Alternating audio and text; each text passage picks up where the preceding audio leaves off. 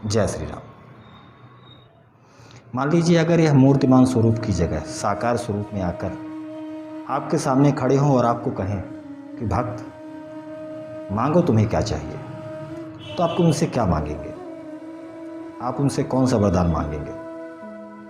आप सोचिए कि आपको क्या वरदान मांगना है। आपको धन संपत्ति मांगना है, अजर अमर होने का वरदान मांगना है, या राज सत्ता, या जो भी चाहिए आप सोचिए। इसी को लेकर के एक हमने छोटी सी कहानी बनाई है। उसे हमें और आपको सबको सुनना चाहिए और समझना चाहिए कि वास्तव में ईश्वर कहाँ है। कहानी में एक नायक लड़का, वह बेरोजगार है और उस बेरोजगारी से वह परेशान है। उसे लगता है कोई रोजगार, धंधा, व्यापार, बिजनेस हमारा हो जाए तो हम अपना जीवन यापन कर सकें। उसे अचानक एक दिन खबर यह मिलती है कि उसके गांव में एक बहुत पहुँचे हुए महात्मा जी आए हुए, साधु संत आए हैं। वह उनके पास जाता है और उनसे अपनी समस्या रखता है और कहता है कि महाराज जी, हमारी कोई अगर समस्या दूर करने का उपाय हो तो आप ज़रूर बताइए। यह सुनकर साधु महाराज बोले कि बेटा तू एक काम कर, तू भगवान की तपस्या कर। अगर भगवान प्रसन्न हो गए तो तुझे वो वरदान दे देंगे, फिर तुझे जो चाहिए वो सब मिल जाएगा। यह सुनकर लड़का बहुत प्रसन्न हुआ और उसे लगा कि वास्तव में हमें ईश्वर की तपस्या करनी चाहिए। और ऐसा मन में विचार करके वह तपस्या करने के लिए जंगल में चला गया। उसने 4 वर्षों तक घनघोर तपस्या की और वास्तव में उसकी तपस्या से ईश्वर प्रसन्न हो गए। और प्रसन्न होने के बाद भगवान लक्ष्मी नारायण उनके सामने आए, उस बच्चे के सामने, और कहा कि बेटा मांग, तुझे क्या चाहिए। बच्चे के मन में पता नहीं क्या सूझी, तो उसने कहा कि प्रभु, हम चाहते हैं कि हम जब आपको याद करें तब आपके हमें दर्शन हो जाए, आप हमारे हर सुख दुख में हमारे साथ खड़े रहें। यह सुनकर के भगवान ने कहा तथास्तु, जैसा तुमने कहा वैसा ही होगा। पर भगवान ने एक शर्त डाल दी। शर्त यह डाल दी कि मैं तुम्हें इसी स्वरूप में, अर्थात चतुर्भुज स्वरूप में दर्शन नहीं दूंगा। मैं किसी भी रूप में आ सकता हूँ, बस तुम्हें पहचानना है। बच्चे ने कहा ठीक है, हमें स्वीकार है। भगवान वरदान देकर अंतर ध्यान हो गए। बच्चा अपने घर में आया, बहुत खुश था। चलो बहुत अच्छी बात है, अब तो जब कभी कोई समस्या होगी ईश्वर को याद करेंगे। उसका समय आगे बढ़ा। मनुष्य के जीवन में समस्याएं आती, उसके जीवन में भी समस्याएं आने लगी। लेकिन बड़ा आश्चर्य हो रहा था उस लड़के को कि हम जब जब ईश्वर को याद करते हैं तो ईश्वर हमें कहीं दिखते ही नहीं है। समय आगे बढ़ा और उसे ऐसा लगा कि शायद ईश्वर ने हमारे साथ छल किया है या झूठ बोला। खैर, उसका विवाह हुआ, बच्चे संतान हुई। उसके पश्चात उसने अपने जीवन की आयु पूर्ण करी और मृत्यु को प्राप्त हुआ। मृत्यु को प्राप्त होने को उपरांत उसके मन में यही कामना थी कि ईश्वर ने हमसे झूठ क्यों बोला। अब जिसने स्वयं ईश्वर के दर्शन किए हों उस व्यक्ति को लेने यमदूत कभी नहीं आते, उसे स्वयं भगवान नारायण के ही पार्षद आते।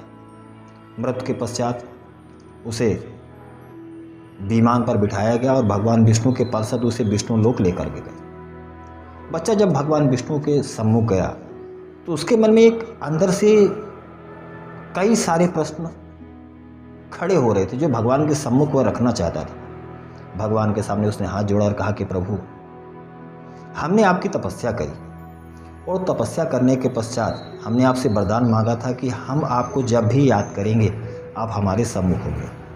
लेकिन आपने ऐसा क्यों मेरे साथ छल किया कि आप मेरे सामने कभी नहीं आए।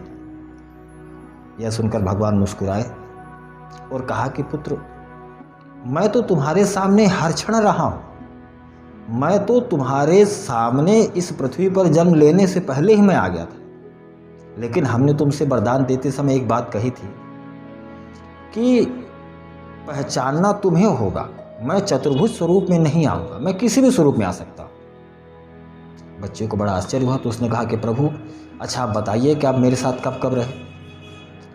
तो भगवान ने कहा कि पुत्र, मैं तुम्हें बताता हूँ मैं कब कब रहा। जब तुम्हारे अंदर दुख उत्पन्न हुआ तब तुम्हें सांत्वना देने के लिए मैं तुम्हारी माँ के रूप में था। मैं तुम्हें पुत्रवत स्नेह देने के लिए माँ के स्वरूप में था। जब जब तुम्हारे जीवन में तुम्हारे भरण पोषण की जिम्मेदारी की बात आई, तब तब मैं तुम्हारे पिता के स्वरूप में था। तुम्हारी रक्षा के लिए मैं तुम्हारे पिता के स्वरूप में था, तुम्हें कोई आँच ना आए। तुम्हारे साथ हंसी मजाक के लिए, तुम्हारी रक्षा के लिए, पिता के पश्चात रक्षा के लिए और तुम्हारी चिंता करने के लिए मैं तुम्हारा बड़ा भाई बनकर के खड़ा था। तुम अपने हृदय की बात माँ या बहन से कह सकते थे और तुमने कहा तो तुम्हारे बहन के स्वरूप में तो मैं ही था।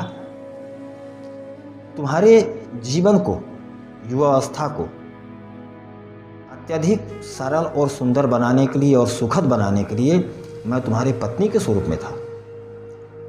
तुम्हें बुढ़ापे में कोई दिक्कत न हो, इसलिए मैं तुम्हारे संतान के स्वरूप में आया। अब मुझे बताओ कि मैं कब कब तुम्हारे साथ नहीं था। वह जो बच्चा था या जिसे हम भक्त कहते हैं ईश्वर का, वह समझ गया कि वास्तव में ईश्वर तो हमारे साथ हर जगह थे, लेकिन उनके स्वरूपों को हम नहीं पहचान पाए। हमें लगा कि यह हमारे जैसे ही हैं, लेकिन वास्तव में यह हमारे ईश्वर के ही स्वरूप थे। हमारे माता पिता, हमारे भाई, हमारी बहन, हमारी पत्नी या हमारे दादी दादा, हमारे अन्य जो रिश्ते हैं, जो हमारे पैदा होने के पहले ही ईश्वर हमारे लिए तैयार करके रख देता है कि ईश्वर का भक्त, ईश्वर का पुत्र जब धरती पर जन्म लेगा तो यह सब सारी चीज़ें इसकी सुरक्षा के लिए तैयार रहेंगे। यह सुनकर के उस बच्चे को बहुत आत्मग्लानि हुई। उसे लगा कि हमने अपना पूरा जीवन ईश्वर के समक्ष बिता करके भी ईश्वर को नहीं पहचान पाए। वह रोने लगा। अचानक बच्चे को ऐसा लगा कि जैसे कोई उसे उसके चेहरे पर जल डाल रहा। उसकी आँख खुली, उसने देखा कि हमारे सामने तो हमारी माँ है। उसने ध्यान किया, यहाँ वहाँ देखा तो उसे लगा कि अरे यह तो मेरा सपना था।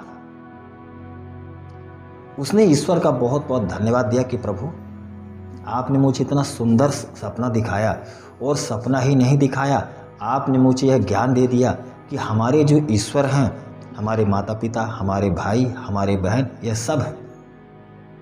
वह बच्चा तो सपने से जग कर अपने ईश्वर को पहचान चुका था। अब बारी आपकी है।